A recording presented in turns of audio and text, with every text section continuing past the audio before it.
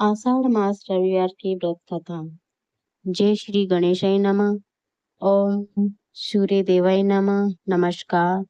जय श्री हरि। आज हम आपको आषाढ़ मास के पावन रविवार व्रत की महिमा और कथा सुनाने जा रहे हैं।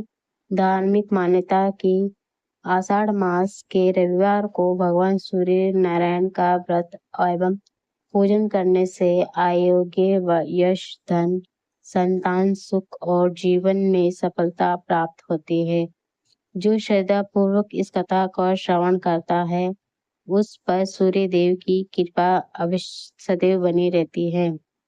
कथा आरंभ करते हैं। बहुत समय पहले एक समय में एक यशपाल नाम का एक गरीब ब्राह्मण अपनी पत्नी के साथ रहता था। वे अत्यंत धार्मिक, सत्यवादी और ईश्वर पर भक्त था। प्रतिदिन पूजा पाठ करता था, लेकिन उसके घर में हमेशा आर्थिक तंगी बनी रहती थी। पर वो क्या करे, कई दिनों तक परिवार को पेट भरने के लिए भोजन नहीं मिल पाता था। तो फिर भी वो धर्मपाल ने कभी भगवान का साथ नहीं छोड़ा। वे भगवान पर विश्वास रखता। वह हर सुबह उदय से पहले उठता, स्नान करता, पूर्व दिशा की ओर मुख करके भगवान सूर्य को जल अर्पित करता। एक दिन उसके घर में एक वृद्ध संत आए और धर्मपाल ने उसकी पत्नी से अपनी गरीबी का बावजूद उनका आदर सत्कार किया।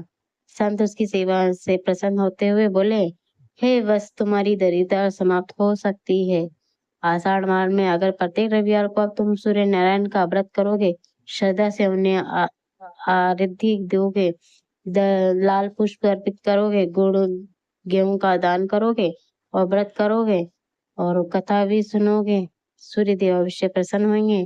धर्मपाल ने उसी दिन से संकल्प लिया कि वह पूरे आषाढ़ मास के प्रत्येक रविवार का नियम व्रत करेगा। वह प्रातः ब्रह्म मुहूर्त में उठता, स्नान करके लाल वस्त्र पहने और पीले वस्त्र धारण करके तांबे में लोटे में जल भरकर लाल पुष्प, अक्षत और थोड़ा सा गुड़ डालकर सूर्य देव को अर्घ देता। उसके बाद ओम सूर्य देवाय नमः और 108 बार जप करता। गरीबी अन्न वस्त्र का दान भी करता। कुछ ही दिनों में उसके जीवन में परिवर्तन आने लगा। उसके खेतों में अच्छी फसल हुई। वर्षा से रुके हुए कार्य पूरे होने लगे। परिवार में सुख शांति बढ़ने लगी। सभी लोग उससे दूर भागने लगे। नगर के लोग भी उसके बदलते भाग्य को देखकर आश्चर्यचकित हुए थे। एक रविवार की रात्रि धर्मपाल को सपने में उसके प्रकाश दिखाई दिया। वह तेज प्रकाश से भगवान नारायण प्रकट होते हुए और बोले, हे भक्त, तुमने निस्वार्थ भाव से मेरा व्रत और पूजन किया। मैं अत्यंत प्रसन्न हूँ। आज से तुम्हारे घर में भी कभी अन्न और धन की कमी नहीं होगी। जो भी श्रद्धा और विश्वास से आषाढ़ मास में रविवार का व्रत करेगा, वह कथा सुनेगा, उसे आयोग्य यश, समृद्धि और सुख की प्राप्ति होगी। स्वप्न समाप्त होने के बाद धर्मपाल का जीवन पूरी तरह बदल गया। उसके सुख शांति समृद्धि आने लगी। अब उसने अपनी संपत्ति का उपयोग गरीबों की सेवा और धर्म कार्यों में लगा दिया। धीरे धीरे पूरे नगर में रविवार व्रत की महिमा फैल गई। उसके अनेक लोगों ने ये व्रत करने का आरंभ किया। सूर्य देव की कृपा से उसके जीवन में सुख शांति, स्वास्थ्य, सफलता का आगमन हुआ। कथा से शिक्षा मिलती है कि सच्ची श्रद्धा, नियम, पूजा, परिश्रम, दान और सेवा का फल अवश्य मिलता है। भगवान सूर्य कर्म, ऊर्जा और सत्य के प्रतीक हैं। जो व्यक्ति अहंकार छोड़कर श्रद्धा से उसकी उपासना करता है, उसके जीवन में अंधकार दूर होता है और उजाला भी फैलता है। व्रत की सरल विधि यह है कि प्रातः सूर्य उदय से पहले उठ के स्नान करें, तांबे में जल में लोट भरकर सूर्य को अर्घ दे, लाल पुष्प, रोले, अक्षत अर्पित करे और सूर्य देव नमः 108 जाप करे, गुड़ गेहूं लाल वस्त्र का दान करे, कथा सुनने सूर्य देव की आरती करे, दिन भर स्वास्तिक भोजन करे और क्रोध, सत्य, बुरे विचार से दूर रहे। जो श्रद्धा पूर्वक आषाढ़ मास के रविवार व्रत का कथा सुनता है, सुनाता है, उसे भगवान सूर्य नारायण की कृपा बनी रहती है और उसके जीवन में सुख, स्वास्थ्य, यश, समृद्धि का वास भी होता है। तो बोले सूर्य नारायण की जय। कथा आगे और बढ़ते हैं। धीरे धीरे धर्मपाल के जीवन में ऐसा जीवन परिवर्तन हुआ जिससे देखकर वो पूरा नगर आश्चर्यचकित रह गया। जो लोग पहले उसका उपवास उड़ाते थे वो उसकी सम्मान करने लगे। उसके घर में अन्न और धन की कमी नहीं रहती थी। परिवार में प्रेम बढ़ने लगा और सभी सदस्य स्वस्थ रहने लगे। एक दिन नगर में राजा को धर्मपाल की भक्ति और सेवा के बारे में पता चला।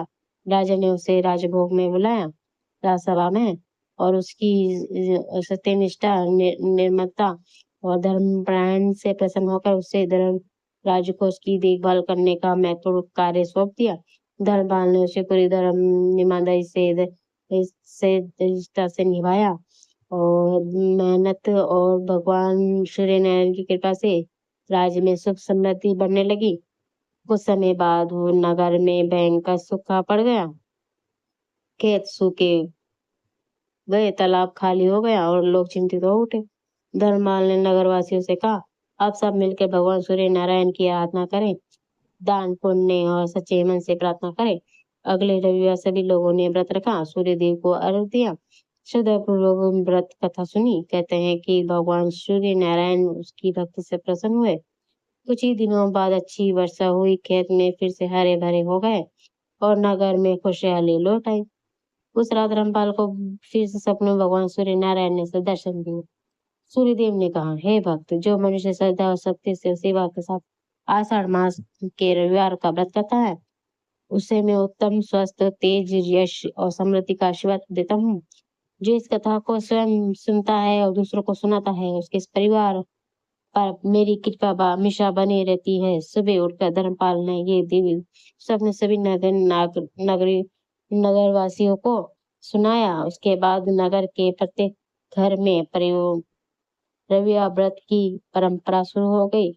लोग नियमित रूप से सूर्यदेव को अर्घ देने लगे, गरीबों की सहायता करने लगे और सत्य और धर्म के मार्ग पर चलने लगे। और धीरे धीरे पूरा नगर सुख और शांति समृद्धि का केंद्र बन गया। कथा का संदेश ये है कि इस कथा से हमें ये शिक्षा मिलती है कि सूर्य भगवान केवल प्रकाश ही नहीं बल्कि सत्य, परिश्रम, अनुशासन, जीवन शक्ति के प्रतीक है। जो शक्ति व्यक्ति प्रतिदिन उसका स्मरण करता है, माता पिता का सम्मान करता है, मेहनत और ईमानदारी से उसका अपना कर्म करता है, उसको जरूरतमंदों की सहायता करता है, उनके जीवन में धीरे धीरे बाधाएं भी दूर होने लगती हैं।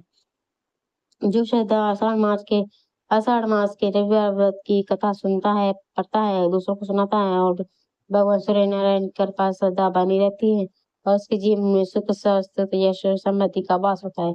तो जो बोली भगवान शिव सूर्य नारायण की जय, जय श्री हरि विष्णु की जय।